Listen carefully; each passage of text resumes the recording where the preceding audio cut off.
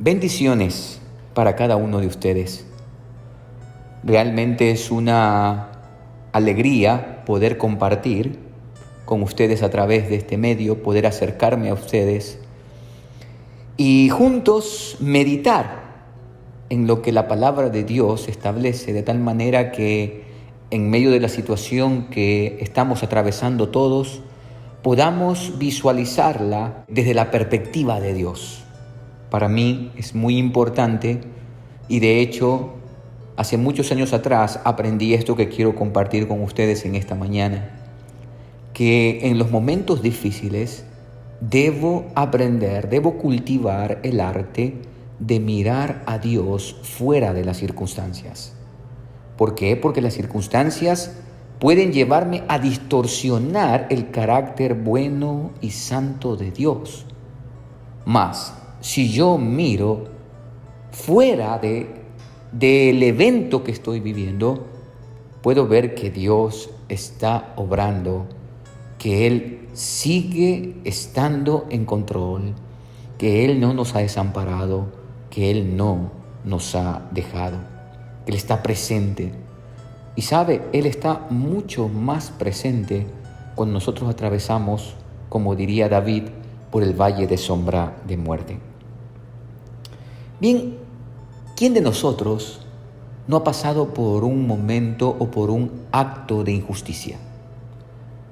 Seguramente todos. Ahora bien, ¿qué pasa o qué puede hacer el hombre honrado o el hombre justo cuando son socavados los cimientos? ¿Qué podemos hacer los que hemos decidido caminar íntegramente cuando los principios de justicia, de ética, de moral son socavados? Y vaya que en este tiempo en el que vivimos, todos esos principios están siendo socavados. Hoy no se puede hablar de integridad, hoy no se puede hablar de rectitud, casi que hablar de eso es algo extraño y uno es tenido como una persona fundamentalista, retrógrada, antigua. En el Salmo 11 nosotros encontramos esta pregunta que estoy planteando acá. Dice el verso 3, pero ¿qué puede hacer el hombre honrado cuando son socavados los cimientos? En este salmo compuesto por David hay dos preguntas que él hace. Y la primera está en el verso 1, dice, yo confío en el Señor, ¿por qué entonces me sugieren que escape a las montañas como un ave? Parece ser que David está viviendo un momento o está pasando por circunstancias injustas. Y esto porque dice el verso 2 que los malos preparan su arco y disponen las flechas sobre la cuerda para atacar desde las sombras a los justos. David, en medio de toda su vida, era un hombre que caminaba fielmente con Dios. Claro, se equivocó, todos lo sabemos. Pecó de una forma horrible, pero también fue un hombre que se arrepintió. También era un hombre que en medio de todo lo oscuro de su vida, siempre aprendió a humillarse y a reconocer quién es Dios. Y él establece esa pregunta, ¿qué puede hacer el hombre honrado o justo cuando son socavados los cimientos? ¿Qué podemos hacer los justos cuando el sistema en el que estamos inmersos es un sistema que aplaude, es un sistema que exalta la maldad? Bien, David va a darnos la respuesta. ¿Qué podemos hacer entonces cuando son socavados los cimientos? En primer lugar, tenemos que reconocer que Dios es santo y soberano. Dice el verso 4, el Señor está en su santo templo. Es decir, Él es santo, pero también el Señor tiene su trono en el cielo. Él es soberano. Dios está fuera de este mundo y como está alto, es lo que nos está mencionando acá de una forma poética, Él puede ver y examinar a todos los seres humanos. Él ve el obrar. Y dice que Él no solo ve, sino que Él examina. Es decir, va a lo profundo, no solamente ve el acto, sino ve la motivación que precede el acto. Por lo tanto, cuando son socavados los cimientos, cuando la maldad está imperando y fuertemente arrasando con todo, nosotros hemos de reconocer que Dios sigue siendo santo y que Él es soberano y escudriña todo, ve absolutamente todo. En segundo lugar, ¿qué puede hacer el hombre justo cuando son saciados los cimientos?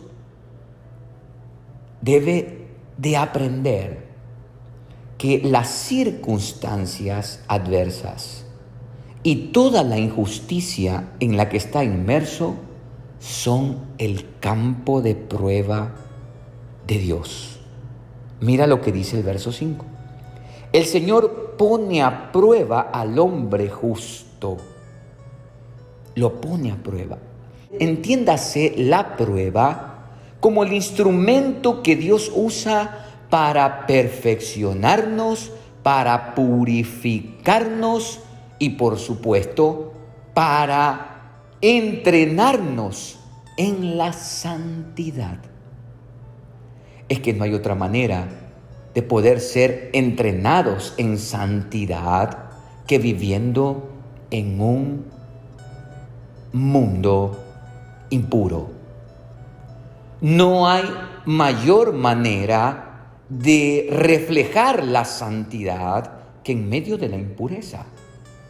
De allí que el sistema de maldad que rige, que impera, se convierte en el campo de entrenamiento de Dios para aquellos que caminan íntegramente delante de Él, de tal manera que podamos ser luz en medio de todo ese sistema.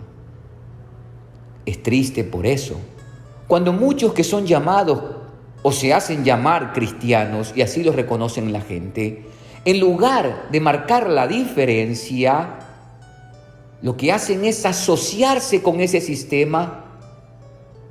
Y bueno, usted ya sabe, el grito de victoria, por decirlo de esta manera, de aquellos que no conocen al Señor. Cuando dicen, mire, ¿y no decía que era cristiano? Amados, como dijo el apóstol Pablo, no hemos de conformarnos a este mundo, sino que debemos ser transformados por medio de la renovación del entendimiento, para que podamos comprobar que la voluntad de Dios es buena, agradable y perfecta. Entonces, cuando los cimientos son socavados, nosotros hemos de mantenernos firmes, viviendo en los principios de Dios, pues esto se convierte en el campo de entrenamiento en donde Dios nos purifica, nos perfecciona en la santidad. Y en tercer lugar, dice el verso 7, el Señor es justo y ama la justicia. El hombre honrado contemplará su rostro. ¿Qué puede hacer el hombre honrado cuando son socavados los cimientos? Una vez pasada la prueba, contemplaremos el rostro de Dios. ¿Qué significa esto de contemplar el rostro de Dios? No significa otra cosa más que vivir en su mismísima presencia, el ser exaltado. Santiago dice algo al respecto que es importante que lo meditemos, así que yo voy a leer Santiago capítulo 1, dice el verso 12, dichoso el que hace frente a la tentación, porque pasada la prueba se hace acreedor a la corona de vida, la cual Dios ha prometido dar a quienes lo aman. Amados, una vez pasada la prueba, no solo contemplaremos su rostro, sino que recibiremos la corona de vida. Amados, es que mirar el rostro de Dios es la misma vida. Y por eso, y para eso, Él nos ha rescatado, para contemplar su rostro por toda la eternidad. Así que no importa las circunstancias injustas que vivas, claro, duelen, lastiman, hieren, pero sabe que Dios puede usar todo eso, para purificarte a ti y a mí, para perfeccionarnos en la santidad de tal manera que contemplemos su rostro por toda la eternidad, tal y como dice la Escritura. Sin santidad nadie verá al Señor. Por tanto, Él es quien nos va a perfeccionar. Que Dios te bendiga y te dé sabiduría para entender todo lo que está expuesto en su palabra y que lo vivas plenamente. Bendiciones.